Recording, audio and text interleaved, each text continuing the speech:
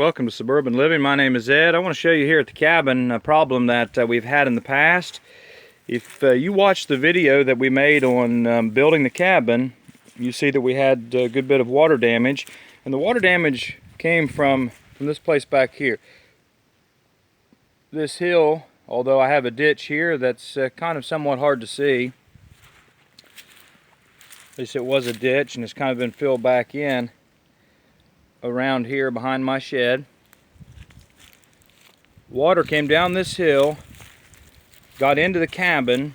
The cabin couldn't breathe. The studs and the drywall and such got wet. It molded and mildewed. You might watch that video and see some of that damage that we fixed. And then I come up here and water's getting back in. Although we now have a floor in the cabin, we now have a wooden floor up off the concrete level. I came in here the other night and I pulled up a board, and we had about an inch and a half of water laying on the concrete floor, and it really bothered me. So what I did, I opened up all the windows, just cracked the windows. In fact, the window going into the bathroom is still cracked.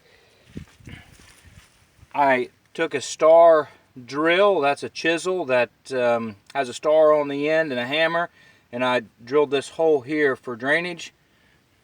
And then I drilled 2 more holes here. And then I also put these vents in. Drilled a hole and put this cabin, we put no vents in. And so this is somewhat permanent, somewhat temporary right now. And we dug this ditch. And actually coming up here today, the water is all out of the cabin. It's not bone dry, but it's all out. And so I'm optimistic about that, and I'm going to continue to work on this ditch. What I intend to do, in fact, I'm standing where that rain barrel was on one video. I dumped the water out of it. What I intend to do is dig a ditch around and put a French drain in around this cabin, and then also come back here and have a dozer come in and slope this, or maybe I'll rent a Bobcat if that will do it. I'm not sure, and then I'll try to drain it out over the hill or something, just the water. The problem is we live a half mile, can't get a truck up in here very easily, and to get gravel up in here is the hardest part. I can get pipe in on my 4-wheeler, I can dig a ditch, but to get gravel in here is kind of a difficult thing. And so what I'm going to do is I'm going to dig some more on this ditch here behind the cabin and around through on the side of the cabin. Thank you for your interest. If you have any ideas, I'm certainly by no means an expert when it comes to French drains, when it comes to water and those types of things, getting in a cabin such as this. Any comments you might have, leave them there. If you haven't subscribed, please do, and you'll be receiving the updates. Thank you so much.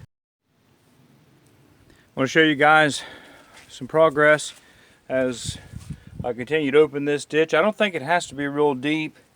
Just want a little bit deeper than the surroundings out there into the yard, and it won't hurt anything out there. This is temporary until spring, and hopefully at spring I can do something different, put that French drain in and get the ground landscaped much better. Okay, let me show you what we got. What I did underneath this composting toilet area in our bathroom, this is the corner where water we had trouble before, and so I cut one of these oak boards with a circular saw. In fact, it's still attached on that end with nails, and when I shine the light down in here, this had about an inch and a half of water. Now this is the little drain that I put in here, and I'm continuing to work on this, and that way water will drain out. I drilled a couple other holes back in this section. Back in here I drilled a couple more holes with a hammer drill. That was beat through with a star chisel. So that's what we're up against, and now we have some ventilation. I'm hoping it'll go ahead and finish drying that the rest of the way out.